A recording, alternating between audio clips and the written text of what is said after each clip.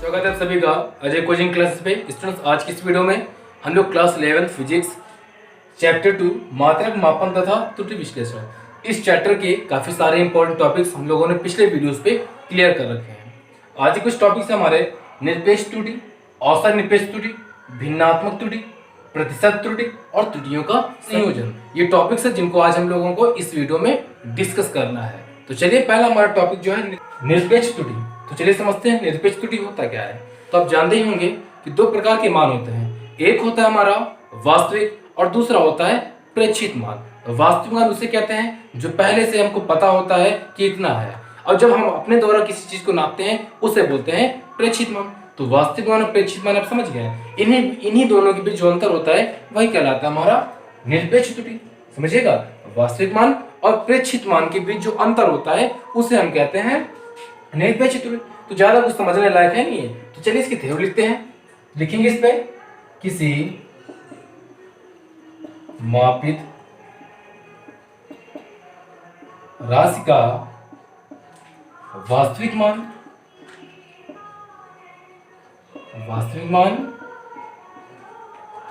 तथा प्रेक्षित मान के बीच अंतर निरपेक्ष त्रुटि कहलाता है। निरपेक्ष त्रुटि कहलाता है। अब इसका फार्मूला क्या बनेगा? तो जैसा कि थ्योरी में बोला गया है, वास्तविक मान और प्रेक्षित मान के बीच अंतर, तो वैसे ही तुम्हें समझ लेना है।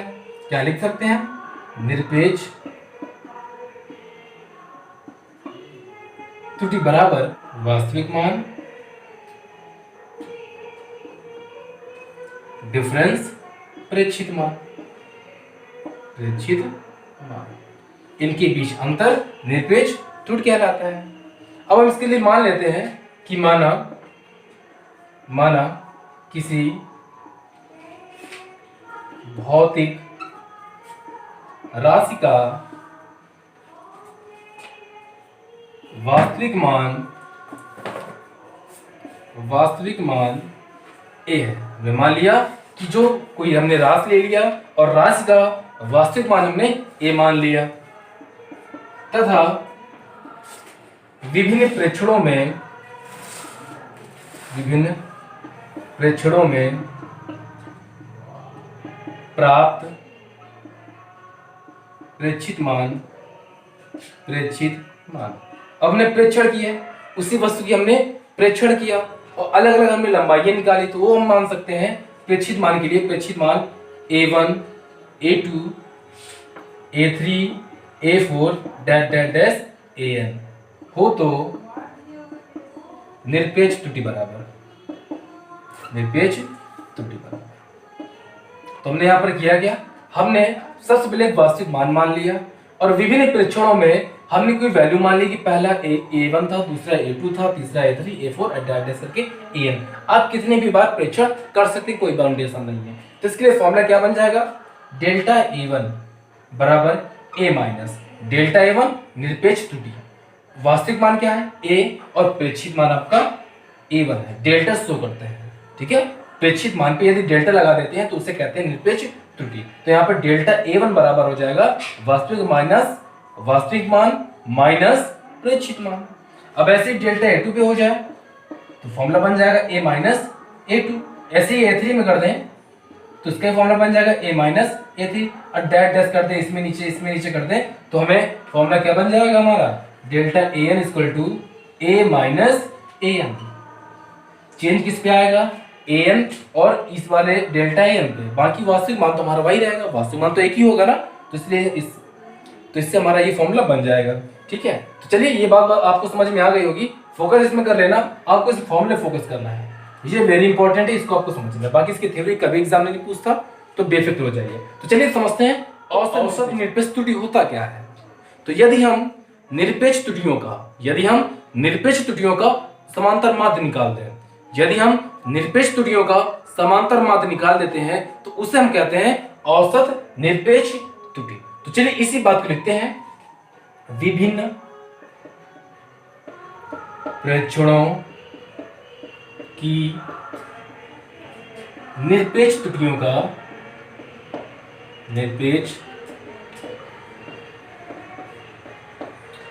का समांतर माध्य औसत निरपेक्ष त्रुटि कहलाता है। औसत निरपेक्ष त्रुटि कहलाता है। और औसत निरपेक्ष त्रुटि को माध्य निरपेक्ष त्रुटि भी कहा जाता है, तो याद रखिएगा त्रुटि कहलाता है। अब इसके लिए फॉर्मूला क्या बनेगा हम समझते हैं। तो औसत निरपेक्ष त्रुटि को डेल्टा ए बार से शो करते हैं, ठीक है। इसका फॉर्मूला क्या बनेगा, तो हमें निरपेक्ष त्रुटि का औसत निकालना है। तो इसके लिए डेल्टा ए1 डेल्टा ए2 सबको ऐड कर देंगे, जितनी भी संख्या है हम डेल्टा से करके लिख देंगे, और डेल्टा ए1 एन तक, और टोटल संख्या कितनी है, एन है। तो ये होगा इसका फॉर्मूला। एक चीज यहां छूट रही है, डेल्टा ए1 कभी कभी क्या होता है कि निरपेक्ष त्रुटि निकालने में वास्तविक मान और प्रेक्षित मान में प्रेक्षित मान का मान बड़ा हो जाता है, वास्तविक मान का मान छोटा हो जाता है। तो उस तरीके पे जो वैल्यू हमें डेल्टा ए1 प्राप्त होती है वो माइनस की प्राप्त होती है। तो लेकिन हमें औसत निकालने के लिए माइनस चिन्ह का यूज किया नहीं जाता, तो इसके लिए यहाँ पर हम मॉड लगा देंगे।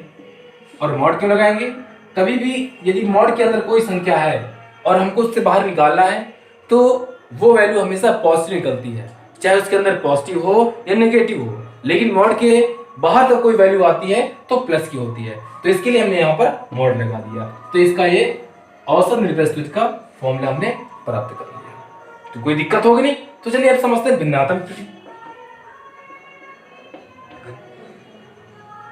भिन्नात्मक त्रुटि होता क्या है, ये लीजिए, चलिए समझते हैं।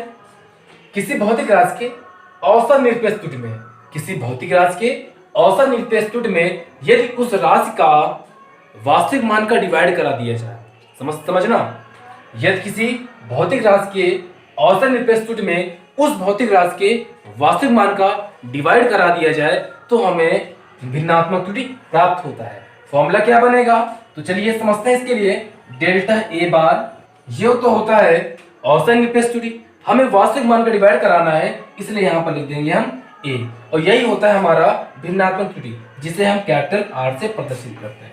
तो ये इसका हो जाता है फॉर्मूला। कोई दिक्कत तो नहीं है, यहाँ पर फोकस करना होता है फॉर्मूले पे, बाकी आपको थ्योरी हल्की समझ में आ जाएगा, बाद काम चल जाएगा, ठीक है। तो यहाँ पर हम लिख सकते हैं किसी भौतिक राशि के विभिन्न प्रेक्षणों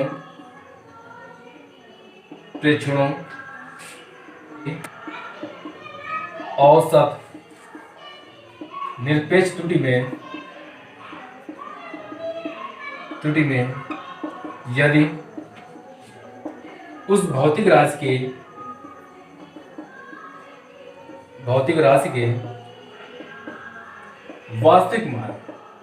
वास्तविक मान का अब भाग कराना है, तो भाग के लिए आप अनुपात भी बोल सकते हैं, कोई दिक्कत तो नहीं है। तो कह सकते हैं मान का अनुपात भिन्नात्मक त्रुटि कहलाता है, भिन्नात्मक त्रुटि कहलाता है।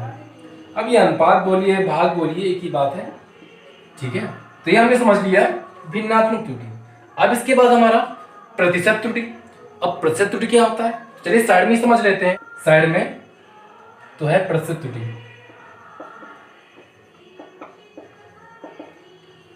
अब प्रतिशत त्रुटि क्या होता है, तो बिल्कुल इजी है। यदि भिन्नात्मक त्रुटि में 100 को गुणा कराते हैं तो हमें प्रतिशत त्रुटि प्राप्त हो जाती है। हमें 100 को गुणा करा के प्रतिशत त्रुटि प्राप्त करनी है, तो चलिए सीधा लिख देते हैं यहाँ पर। प्रतिशत त्रुटि बराबर क्या बन जाएगा, delta A upon A into 100।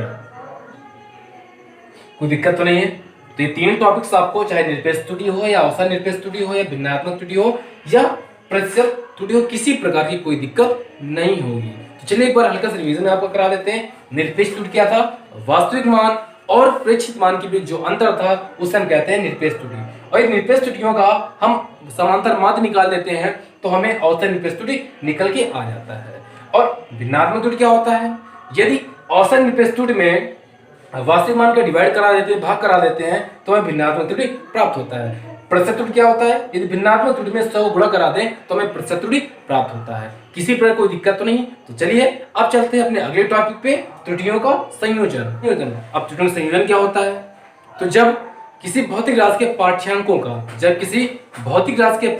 का जोड़ करते हैं, घटाना करते हैं या गुणा करते हैं, भाग करते हैं, तो त्रुटियां बढ़ जाती हैं और बढ़ी हुई त्रुटियों को निकालने के लिए उस फॉर्मूले का यूज करना पड़ता है। तो पहले जो हमारा तरीका होगा वो होगा राशियों के योग के कारण त्रुटि, इसके बाद फिर अंतर के कारण, फिर गुणा के कारण, फिर भाग के कारण। तो 4 तरीकों से हम त्रुटियां निकालेंगे। तो इसके लिए यहाँ पर बोला गया राशियों के योग के कारण त्रुटि, तो इसके लिए हम 2 राशियां मान लेंगे। माना 2 राशियां ए व बी हैं। 2 राशियां हैं जिनके मापित मान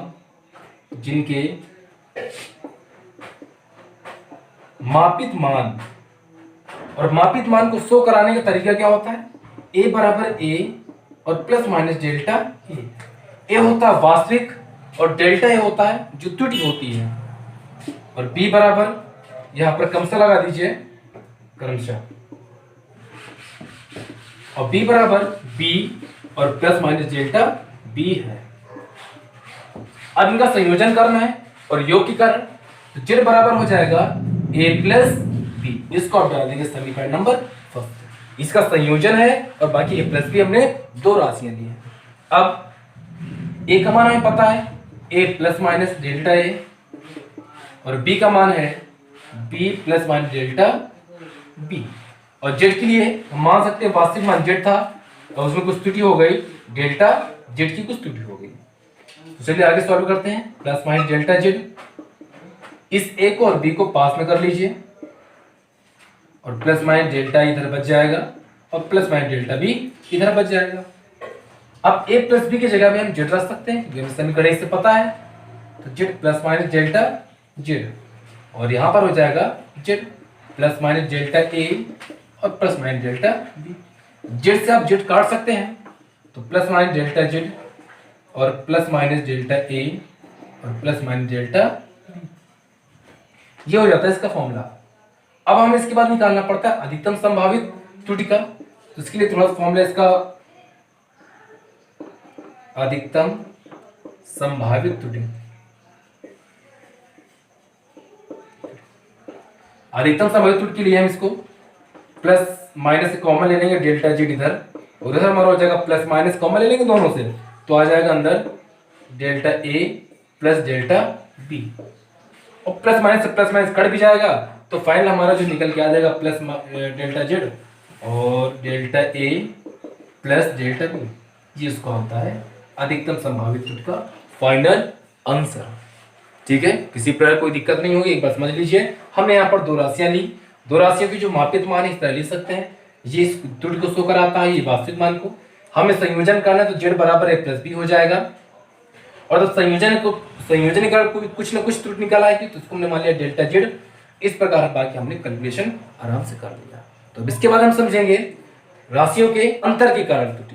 चलिए समझते हैं। तो सारा कुछ सिस्टम वैसा ही होगा। हम 2 राशियां यहाँ मानेंगे। मानो 2 राशियां a व b हैं जिनके मापित मान क्रमशः a बराबर a plus minus delta a, b बराबर b plus minus delta b है। अब हमें इन दोनों का अंतर के कारण त्रुटि निकालना है, तो z बराबर कर देंगे a माइनस b। योग में क्या था? z बराबर a प्लस b आया था, और घटाने के लिए आएगा या अंतर के लिए आएगा z बराबर a माइनस b। इसको मान लेंगे समीकरण नंबर 1। इसके बाद हम गुणा करेंगे, तो उसके लिए हम z बराबर a b करेंगे, तब डिवाइड का नंबर आएगा, z बराबर a अपॉन b कर देंगे। z का मान आप जानते हैं plus minus delta z, a का मान आपको पता है a plus minus delta a minus, और b का मान है b plus minus delta b। यहां से आप देखिए तो a माइनस डेल्टा b कर सकते हैं, और प्लस माइनस डेल्टा a, और ये फिर से आ जाएगा डेल्टा b। इसको भी ऐसे ले सकते हैं डेल्टा z। अब यहां पर देखिए a माइनस b की जगह पे z आ जाएगा, तब z आ जाएगा, z से z कट जाएगा, तो फाइनल आ सकता है delta Z equal to plus minus delta A और प्लस माइनस डेल्टा बी। अब अधिकतम संभावित त्रुटि निकालना हो तो पूरा सिस्टम पहले जैसा ही है। अधिकतम संभावित त्रुटि फॉर्मूला क्या बनेगा हमारा, प्लस माइनस डेल्टा जेड बराबर माइनस लेंगे कॉमन तो आ जाएगा डेल्टा ए प्लस डेल्टा बी।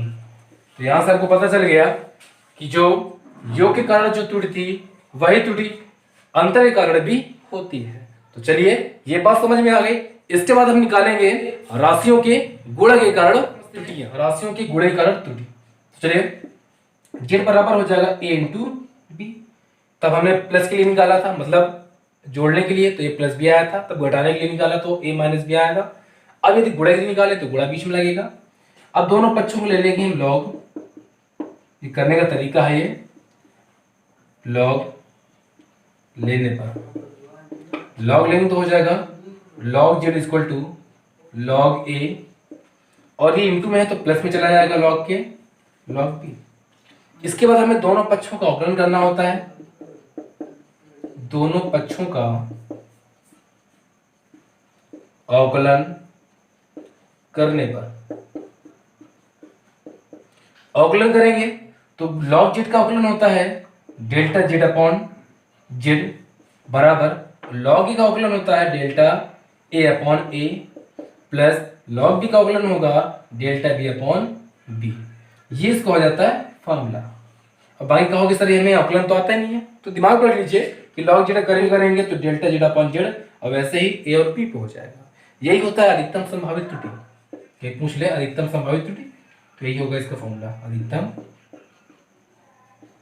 संभावित त्रुटि। ठीक है, तो इसके बाद हम निकालेंगे राशियों के भाग के कारण। जो थ्योरी है वो पहले जैसी होनी है, बस इक्वेशन में फर्क आता है, ए अपॉन बी भाग कर देना है दोनों राशियों का। इसके बाद हमें दोनों पक्षों को लॉग लेना होता है। दोनों पक्षों का लॉग लेने पर उस पर तो ठीक सर आपने लॉग ले लिया था, इसमें आप कैसे लेंगे, तो लॉग जेड, तब इसका लॉग लेंगे तो हो जाएगा लॉग ए, और जो डिवाइड में होगा वो माइनस पे चला जाएगा लॉग बी। बस इतना अंतर होता है यहाँ पे। ठीक है, अब इसका हम अवकलन करें दोनों पक्षों का अवकलन करने पर यदि आप इनका अवकलन करेंगे तो पूरा सिस्टम हमारा पहले जैसा ही लॉग जेड का हो जाएगा delta Z upon Z, log E का हो जाएगा delta A upon A minus delta B upon B. लेकिन सावधान, एक चीज यहां फोकस करिए, इसके बाद हमें अधिकतम संभावित त्रुटि का फॉर्मूला निकालना होता है, और अधिकतम के लिए यहां पर आप माइनस नहीं लगा सकते। तो फॉर्मूला जब हम इसका लिखेंगे अधिकतम संभावित त्रुटि का,